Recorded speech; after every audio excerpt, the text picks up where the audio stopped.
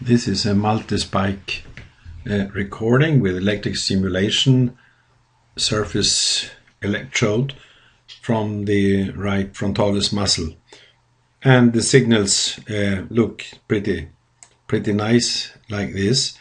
And when we look at the individual signals, increase the gain, superimpose for example 10, then one can see that the first part here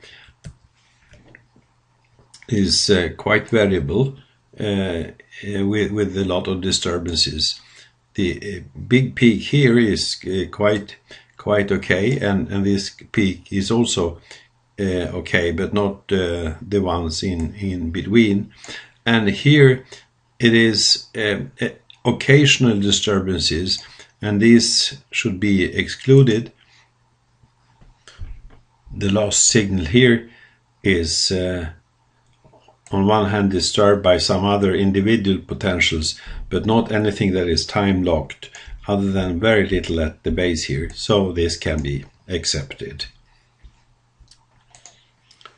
This is a multi-spike recording, and it's very tempting to use many of these spikes in the stimulation. However, when we look at the individual signals here, one can see that the first one, for example, has not a clean shape from discharge to discharge. The second one as well is varying quite a lot, and all these signals like this component. And if we look at some later components, we have the same variability, and that is mainly due to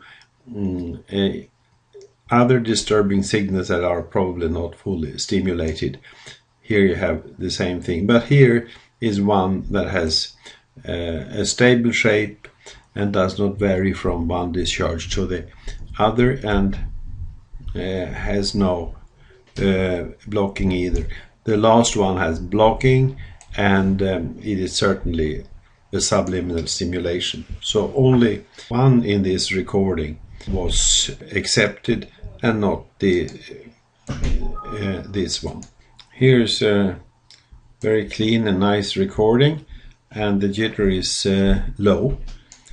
But if we look at later parts of the signal, we can see that there is a component that occurs now and then, like here, and also here.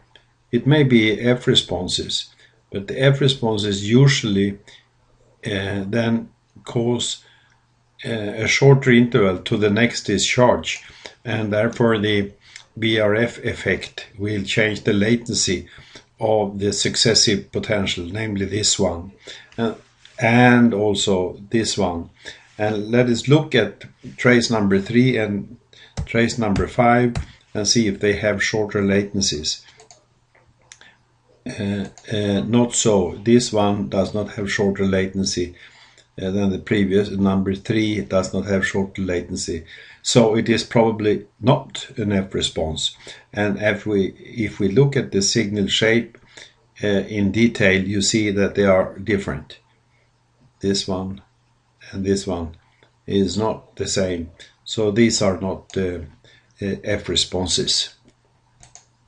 This is a pretty easy judgment regarding the different components.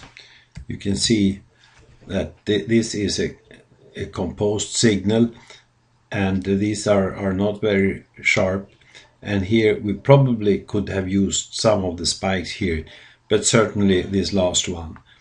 And the reason why I show this one is that we have an irregularity in the display here.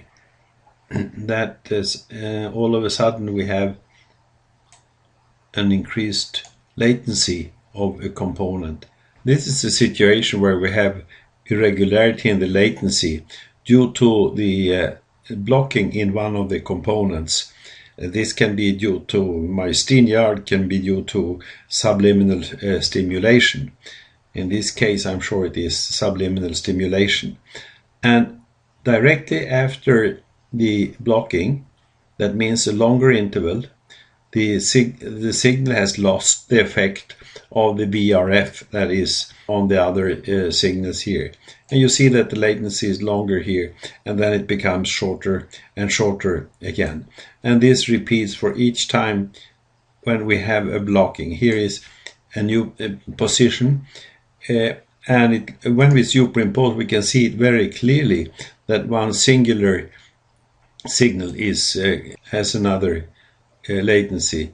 I go up to the area with a blocking, and here you see there is a blocking, and this is the next signal. So blocking is something that is really increasing the jitter, and we should think of that when we have to do with myasthenia. What to do with this in the reference material? Well, if we exclude the longest component here, this one that has the longest, I clear this one, the jitter will go from, it goes from 23.2 to 18.2 when I have removed this phenomenon at 2 occasions. So it has some effect, and in principle we should not use stimulation single fiber EMG in normal subjects if we have blocking which may be due to subliminal stimulation.